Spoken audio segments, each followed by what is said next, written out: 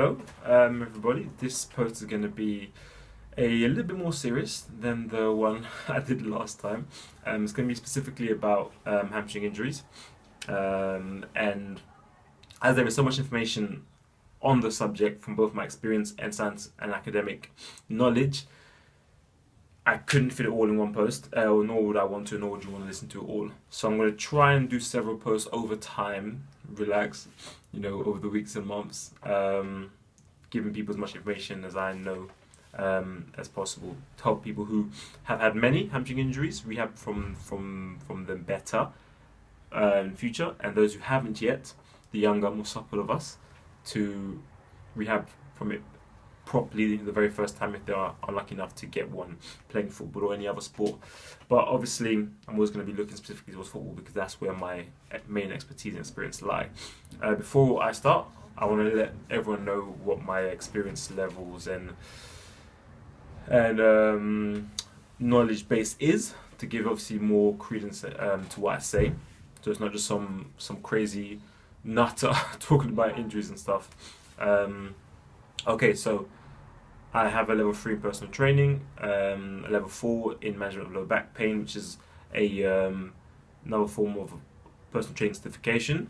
That just means basically that I know how to safely and effectively train people with a history of low back pain, without obviously making it worse and ideally making it better.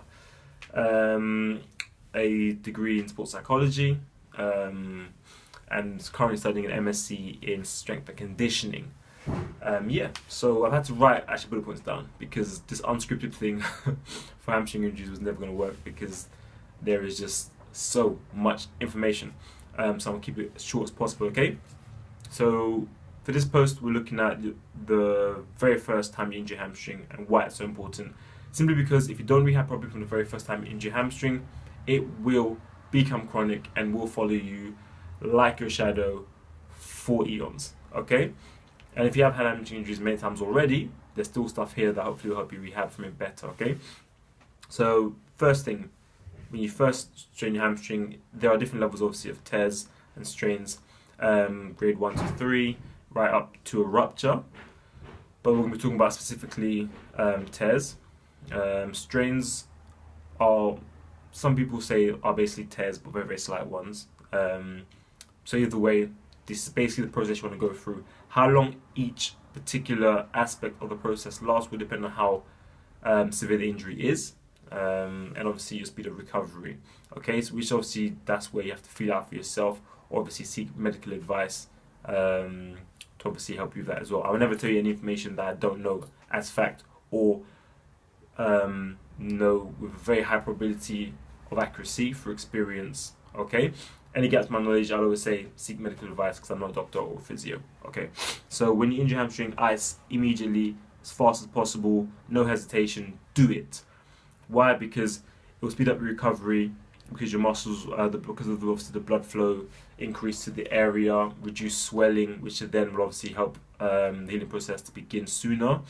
I'm not going to go into the complete details obviously of the Rice principles and the science behind it, but just know, as most of you already do, ice helps recovery from injuries in various ways. But in hamstrings, ice immediately, because sometimes you have swelling, you bring that down to the healing process to speed up.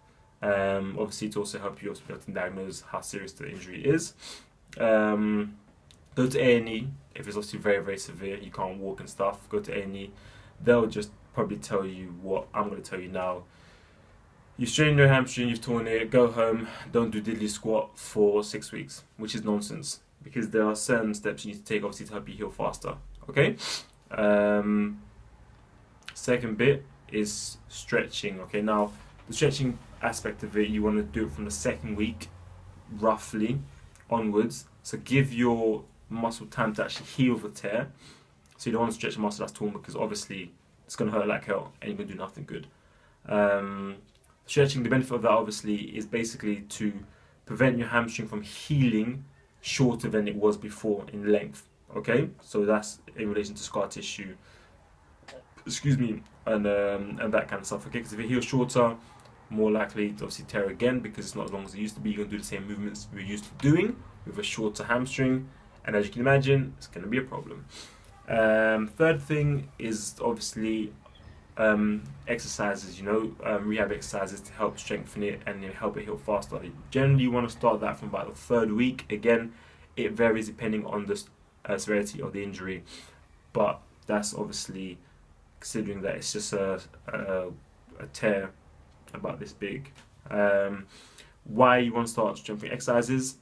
Obviously, you want the muscle to heal correctly and heal strong enough so that you will reduce the chance of it happening again. Okay, and the strength part of it is very, very important because you're going to lay foundations that will allow you to train harder sooner, which then will allow you to get back playing football a lot sooner as well than if you do absolutely zip for 6 weeks and then try to start running and jumping, kicking the ball. That's just a disaster waiting to happen. Okay, so week 1, ice. Again, how long you do this for depends on how serious it is. You got to feel it out for yourself. When there's no more swelling and there's no more pain when you touch the area that you tore, generally that's time to stop icing, or that ice will lose its benefit. Week 2, stretching gently at first. Feel it out. If there's pain, don't stretch. If you can stretch deeper, stretch deeper. Gradually build up the intensity and deepness of the stretch over the coming weeks, but start from about the 2nd week. 3rd week is corrective exercises, rehab exercises. So there's very light exercises. The physios will usually show you laying on your back, sliding your leg back and forth, maybe even hamstring curls in the gym. Very, very, very lightweight. I'm talking about like as light as possible, working your way up from there. Squats even, to make sure that the other muscles in your body don't completely go to sleep. So glutes, quads, all that kind of stuff. And it's around this phase that you start looking at the reason behind the injury. Now, that will be in a separate post because that's a whole nother conversation about the causes of the injury itself, okay? But you have to do those first 3 things: ice, stretching, rehab level, corrective exercises. Those 1, 2, and 3 weeks have to be done effectively. If you do nothing for 3 weeks, your injury will last longer. The muscle will heal properly, you get injured again very quickly. If you don't stretch, muscles could heal shorter, get injured again. Don't do strengthening exercises, muscle heals and it's weak, injured again. Don't ice, recovery time is longer. Okay? Ice, stretch, strengthening exercises, week 1, 2, and 3. It does vary. That's the general rule for hamstring injuries, strains and tears. A complete rupture, it's a whole other ball game, okay? But that will probably require an operation, so we've been A&E anyway, so they'll be able to tell you if it's a complete rupture or not. Okay? Yeah, so that's about, I try to condense it as much as possible. And in terms of actual specific exercise to do, if you want to know more, please message me and I'll tell you actual exercises, but it's too much, too intense, too detailed, too complex to fit inside one post. Okay? Point 1, ice. Point 2, stretch. Point 3, strengthening exercises. Week 1, 2, and 3. Okay? Enjoy. Well, don't enjoy. Rehab properly. Bye.